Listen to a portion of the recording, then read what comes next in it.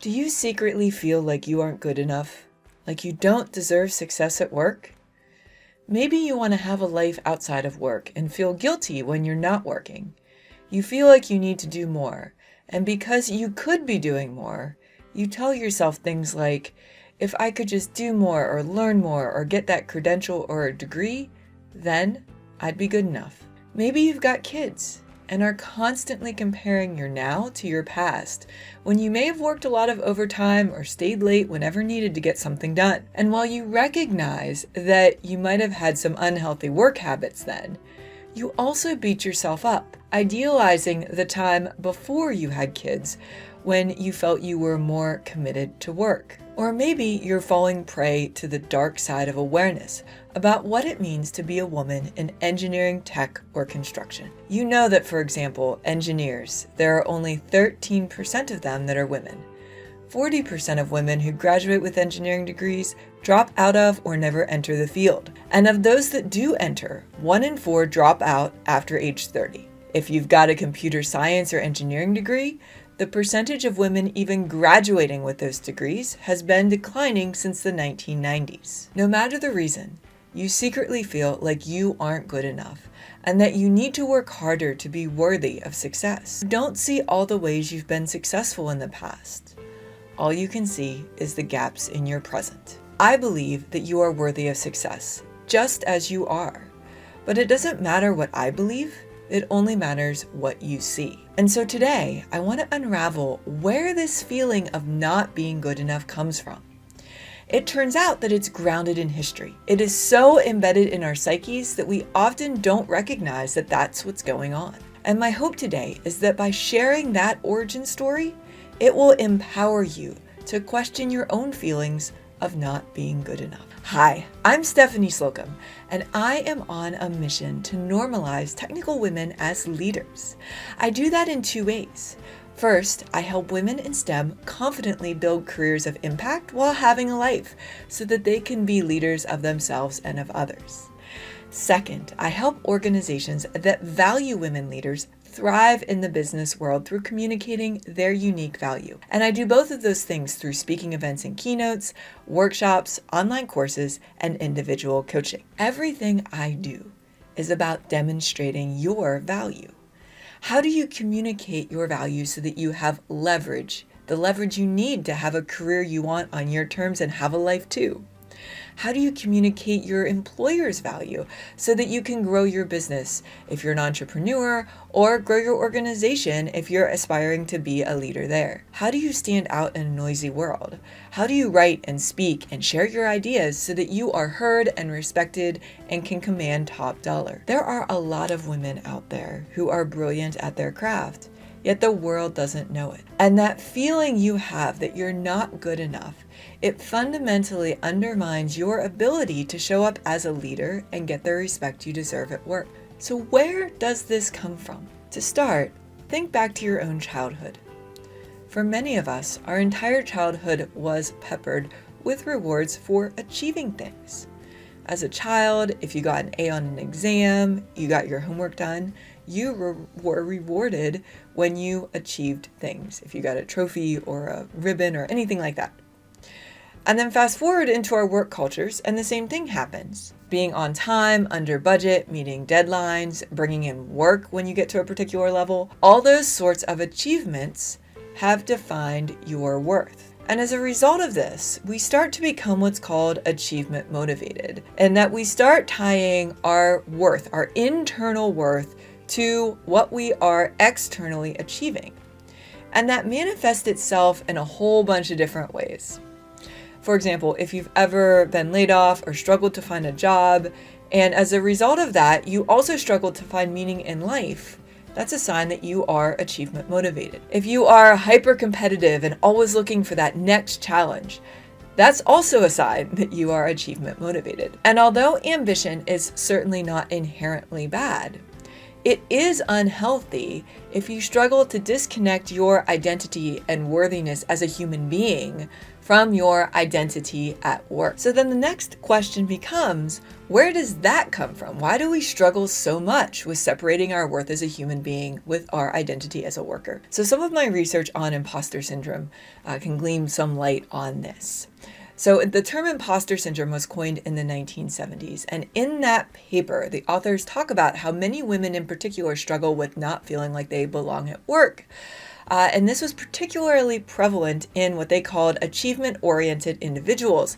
And they specifically cited women in male-dominated fields like STEM as struggling with this. And if we look at why that is and where that comes from, we have to go back even farther to the Industrial Revolution and the origin of the ideal worker stereotype. So the ideal worker stereotype started at the time when there were mass amounts of people going to work. And during that time, it was very common for the man to go to work in a factory and the women to stay at home and mind the home. And so this ideal worker stereotype is thinking about that person that is continuously working from when they can start working to retirement.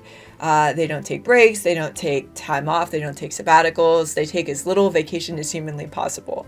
And it's that person who clocks in long hours, answers every email and call at whatever time of day at the drop of the hat, and doesn't have a life out of work. Basically, they profess their dedication, or at least outwardly appear that the job is the only thing that's important to them. If you're like me and you are brought up in the United States, you were also brought up in a culture that really rewarded and emphasized this idea of rugged individualism. The idea that if you just work hard, you can pull yourself up by your bootstraps. And if you're not where you want to be in your career or in life, well, that's because you're just not working hard enough. These stereotypes are so ingrained within society that they are glorified. We see them in things like the hashtag hustle culture. And it tells you that you just need to work harder and harder and harder, that if you want to solve any problem in the world, simply work harder. And you see this in even everyday discussions. So you ask someone how they're doing and they say they're busy. You compare the hours you're working to the hours other people are working, and using busyness as a badge of honor, as if working more hours automatically makes you more productive. These mindsets, this ideal worker stereotype and the pull it up by your bootstraps mentality, tells us that if you are not constantly achieving things, if you are not constantly producing, checking things off your list, then you are not worthy of success. But here's the thing. When you actually study successful people, and I'm talking the uber successful that may not necessarily be your manager or the person in charge of the particular office where you're working, what we find is that many of these beliefs are simply not true. It is not true, for example, that simply working harder will result in success. There are lots of people working minimum wage jobs, barely scraping by.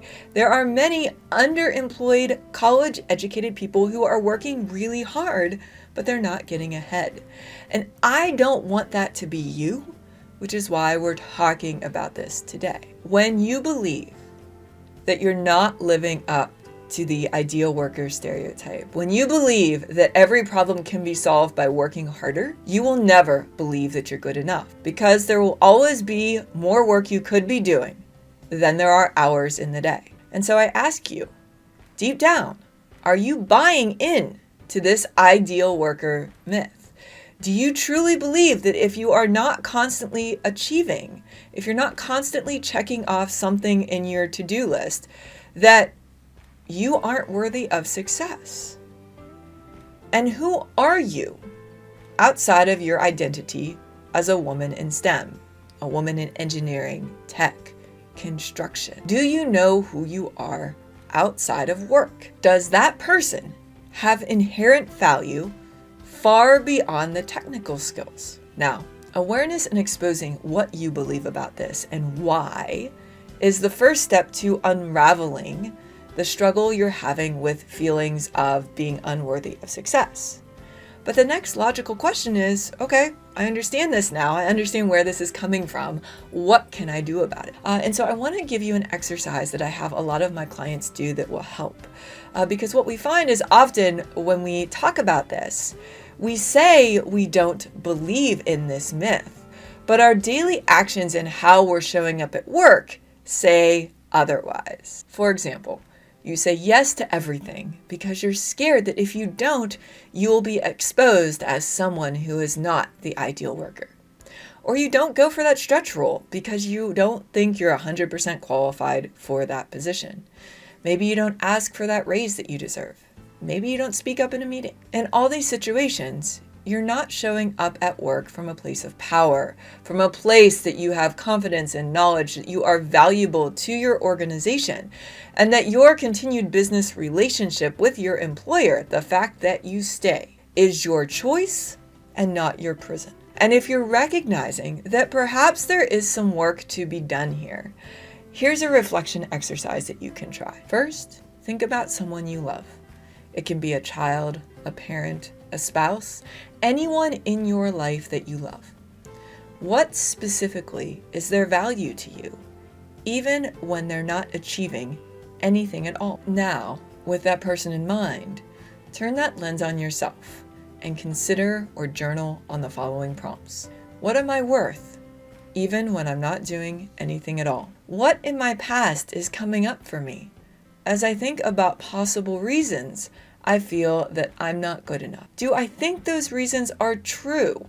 What factual evidence do I have that either supports or doesn't support that belief? Are there specific situations or people where this feeling shows up or is worse? What patterns can I find in those situations? Is this a toxic person or situation I need to consider exiting? Or is this a limiting belief that I have? Now that you've thought about that, the next question to ask yourself is, what would it do for you if you consistently showed up in your career as someone who thought they were worthy of success? What might be possible for you? After you've imagined what showing up this way would do for you, the next step is to ask yourself, what does it actually look like for me to show up as a person of worth at work?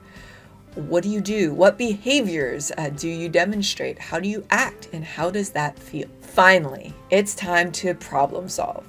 Write down specific ways that you can create more situations where you are showing up this way at work. Now, before we go, I want to talk directly to the managers watching this video. If you have not explored what you believe about the myth of the ideal worker stereotype and this idea that working hard equals success, it's likely there's underlying beliefs around this topic that may be dictating your level of, for example, empathy towards those you are managing. And that matters because empathy is a marker of emotional intelligence, a key leadership trait that you need to be successful in your role as a manager. You may even find that this lack of awareness of your beliefs here could be a core mindset challenge that's not helping your relationship with those you're managing, but it could be holding you back from advancement to the highest levels. For managers and individuals alike, I believe you are worthy of success, just as you are. When you embrace your unique skills, gifts, and talents and bring them to work, you get to have a career you love on your terms, and you get to have a life too. So my question to you today is, what do you believe? Because if you believe you are worthy of success, you're right. If you believe you're not worthy of success, you're also right. Which will you choose?